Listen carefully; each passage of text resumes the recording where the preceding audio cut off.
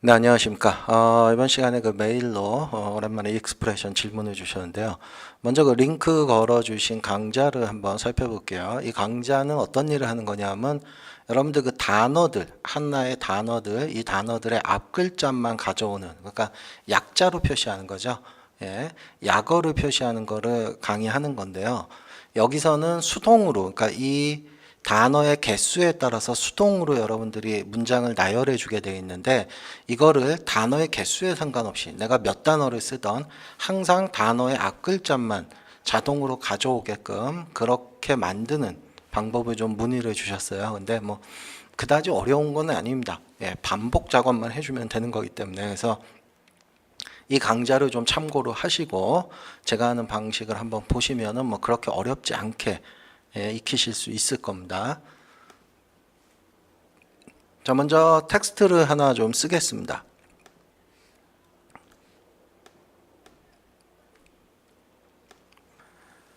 자, 이렇게 뭐 JTBC죠. 자, 이런 식으로 썼는데 먼저 아셔야 되는 게 이 텍스트 레이어에 이 텍스트를 갖고 와서 쓸 겁니다. 이때 텍스트를 지정하는데 텍스트 지정할 때 보통 레이어 이름이 사용되죠. 그런데 이 이름은 지금 내가 만약에 이 텍스트를 바꾸면 이름도 바뀌게 되죠. 기본적으로는. 그래서 가급적이면 이 텍스트의 이름을 좀 바뀌지 않게끔 이렇게 한번 바꿔주면 이 텍스트 내용을 변경을 해도 텍스트 이름이 바뀌질 않죠. 그래서 이런 식으로 변경이 불가능하게끔 좀 한번 만들어 주시고 그 다음에 이제 이어서 작업을 하겠습니다. 자, 위쪽에다가 얘가 이제 이 아래에 있는 이 텍스트의 약어를 표현할 겁니다. 자, 그러면 얘네들의 이제 소스 텍스트를 좀 열게요. 얘도 소스 텍스트, 얘도 소스 텍스트. 그래서 이렇게 두 개만 열어놓고 좀 보겠습니다. 자, 그러면 여기다가 익스프레션을 추가하고 이 소스 텍스트의 스트링을 그대로 가져다 쓰면 위에 것도 똑같죠. 얘 거를 그대로 가져와서 쓰니까. 자, 그러면 이제 우리가 할 일은 뭐냐면 먼저 약자라는 거, 그러니까 약어라는 거는 단어의 앞 글자만 가져와서 사용하는 거죠. 그러니까 먼저 이 단어별로 분리를 좀 시키는 작업을 해야 돼요. 단어를 분리하는 거는 여기 있는 요 공백들을 기준으로 분리를 할 수 있겠죠. 그래서 얘를 뭐 t라고 그냥 변수에다가 저 스트링을 다 넣어 놓겠습니다. 변수에다. 그럼 이제 우리가 할 일은 뭐냐면 이 t를 분리를 시키는 거예요.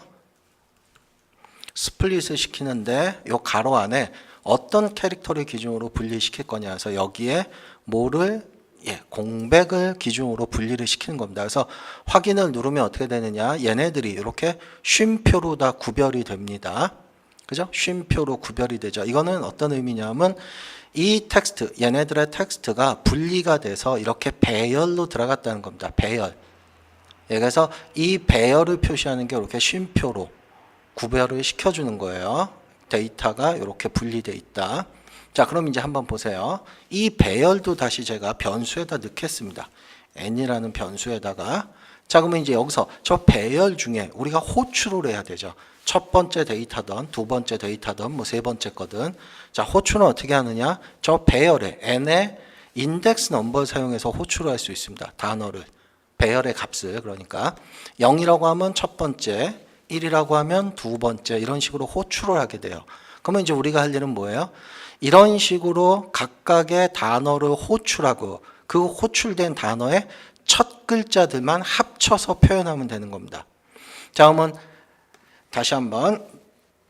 자, 첫 번째 문자열, 첫 번째 단어죠. 얘를 호출을 했어요, 일단. 그러면 여기서 첫 번째 글자, 요 첫 번째 글자 J라는 거 얘만 호출하고 싶으면 어떻게 되느냐? 점 찍고 캐릭터 at이라는 것을 씁니다. CHAR 캐릭터 at 가로 열고 닫고 여기에 호출하고자 하는 캐릭터의 인덱스 넘버. 그래서 여기도 0이라고 쓰면 첫 번째 글자, 1이라고 쓰면 두 번째 글자, 이런 식으로 인덱스를 써서 호출하게 되어 있습니다.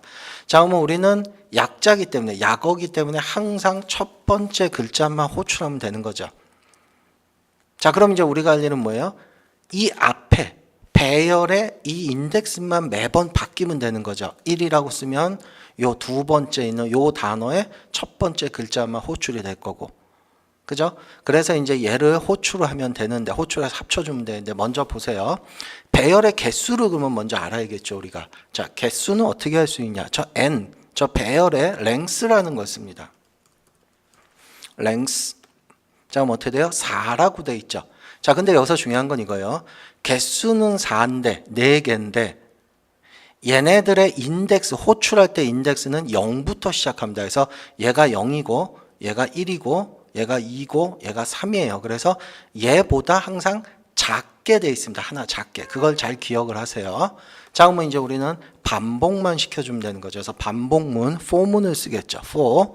그래서 가로 열고 여기에 넘버링 될, 그러니까 카운트 될, 몇 번 반복할지 그거에 대한 기준을 하나 만들어줘야 됩니다. 변수. 그래서 variable이라고 바라고 하나 정의를 내려주고 변수명을 i를 주겠습니다. i를 가장 많이 쓰니까요. 뭐 이건 어떤 거 써도 상관없습니다. 얘가 몇부터 시작할 거냐 겁니다. 0부터 시작을 하겠습니다. 왜 그렇습니까? 인덱스 넘버가 0부터 시작하기 때문에. 자, 그럼 i가 반복되려면 몇 번 반복할지 그 기준이 있어야 되죠. 비교 대상이. i가 뭐보다, 그렇죠? 이 배열의 개수보다 작을 때, 그죠? 그래서 n.length. 자, 이렇게 되면 몇 번 반복해요? 0일 때 만족하니까 반복이 될 거고, 1 만족하니까 반복, 2 반복, 3 반복. 4가 되면 반복을 안 하겠죠. 왜냐? 작을 때라고만 했기 때문에. 만약에 작거나 같다라고 하면 이거 4번 반복되죠. 그럼 에러 납니다. 자, 작을 때 이게 만족을 한다면 i를 하나씩 카운트를 올려주는 겁니다. 왜? 반복되려면 i가 계속해서 올라가야 되겠다. 0, 1, 2, 3 이런 식으로. 자, 그럼 얘가 만족됐을 때 이제 중괄호에다가 우리가 할 명령을 써주는 거예요. 아까 봤듯이 n 대괄호 열고 여기에 원래 우리는 아까 이 배열의 인덱스 써줬어. 0, 1, 2 이런 식으로. 근데 여기에 i를 써주는 겁니다. 그럼 i는 첫 번째 0이 먼저 들어가겠죠. 0, 그 다음에 한 번 반복되면 1, 한 번 반복되면 2 이런 식으로.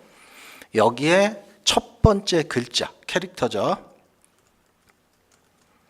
at 첫 번째 글자. 예, 이렇게 되겠죠. 자, 그래서 OK 누르면 이제 뭐가 나오느냐? C가 나와. 이 C는 어디입니까? 그죠? 마지막 거의 C입니다.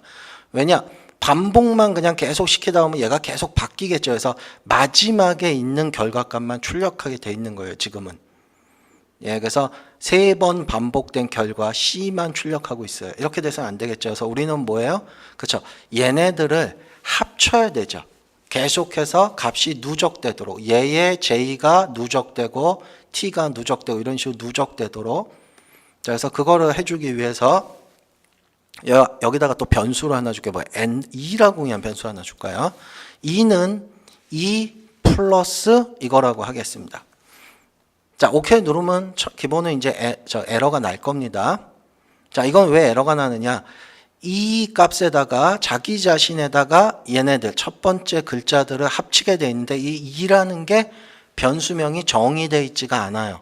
그죠? 그래서 먼저 위쪽에다가 2라는 변수명을 하나 정의를 해주겠습니다. 그래서 2는 뭐냐 하면 어떤 문자열이다라는 걸 표시하기 위해서 이렇게 어떤 그냥 문자열이다. 그러니까 2를 정의시켜 준 겁니다. 자, OK로 누르면 2도 이제 변수명이 정의가 되어 있기 때문에 2는 자기 자신 거에 더하기 첫 번째 글자 J 거기에 또 반복되면 2는 처음에 여기 2는 뭐가 들어가 있어요? J가 들어가 있겠죠. 이제 한번 반복됐으니까.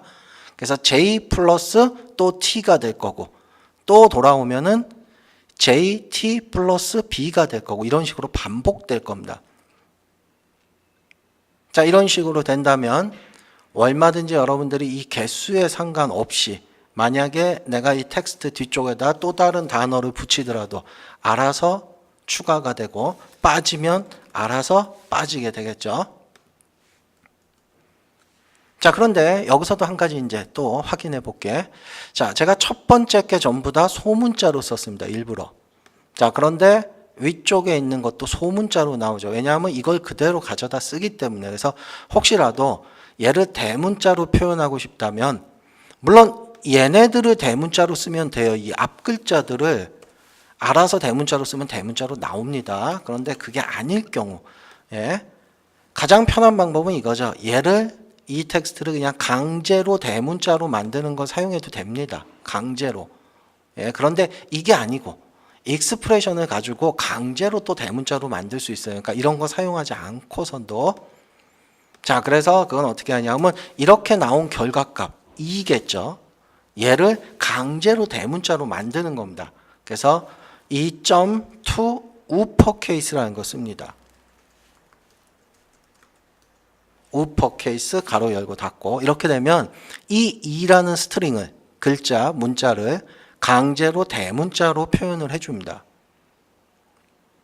자, 이렇게 되면 내가 소문자를 쓰던 대문자를 쓰던 아무 상관이 없이 항상 얘는 대문자로 표시하게 돼 있어요. 자, 그럼 이제 여러분들이 여기에 원하는 어떤 것을 쓰던 알아서 표시하게 돼 있는 거죠. 앞 글자들만 따서 개수에도 상관이 없고. 자, 그래서 이런 식으로 여러분들이 포문을 이용을 해서 원하는 만큼 반복을 시키고 그 반복된 문자들을 합쳐서 합치는 작업이죠. 그래서 걔를 필요하다면 강제로 이렇게 대문자화 시켜서 결과를 출력하게끔 이렇게 만들 수도 있습니다. 그래서 뭐 보시면 그렇게 어려운 거는 아니에요. 자, 제가 처음에 강조드린 게 이 텍스트 레이어를 이름을 변경을 해준 걸 잘 기억하세요. 왜냐하면 여기에 이렇게 소스 텍스트 이름이 들어가 버립니다. 그래서 제가 처음에 말씀드렸다시피 만약에 이걸 안 하면 만약에 이 문자가 바뀌면 텍스트 이름도 바뀌어 버릴 수 있다는 거예요. 이 텍스트 이름을 처음에 바꾸지 않으면 그러면 확인하는 순간 에러가 뜹니다. 이게 바뀌지 않기 때문에 이름이 달라지기 때문에 그래서 그런 점만 주의하시면 되고요. 뭐 이게 아니라면 굳이 여기 뭐 이렇게 쓸 수도 있어요. 텍스트 저런 게 싫으면 인덱스 자기 자신의 빼기 1이라고 해서 위쪽에 있는 이 레이어를 표현할 수 있는데 이런 거는 이제 또 장단점이 다 있죠. 만약에 중간에 어떤 텍스트 어떤 다른 레이어가 중간에 이렇게 끼어든다면 이건 문제가 되겠죠. 또 왜냐하면 얘는 또 텍스트 레이어도 아니고 우리가 원하는 레이어가 아니기 때문에 해서 다 장단점이 있습니다. 그래서 가급적이면 그냥 이름을 사용하는 게 편할 거고 바뀌지 않도록. 자, 이렇게 해서 질문 주신 익스프레션 강좌는 여기서 강조하고 싶은 거는 그거죠. 캐릭터 앳이라는 거. 그거를 활용하는 게 아마 핵심인데 우리는 그거를 활용을 해서 이렇게 반복 작업까지 가능한 그렇게 해서 원하는 어떤 문자열의 앞 글자만 따서 이렇게 약어로 표시하는 이런 익스프레션을 한번 확인을 해봤습니다. 그래서 차근차근히 강좌도 보시고 앞 강좌도 그다음에 제 강좌도 보시면서 한번 연습해 보시기 바랍니다.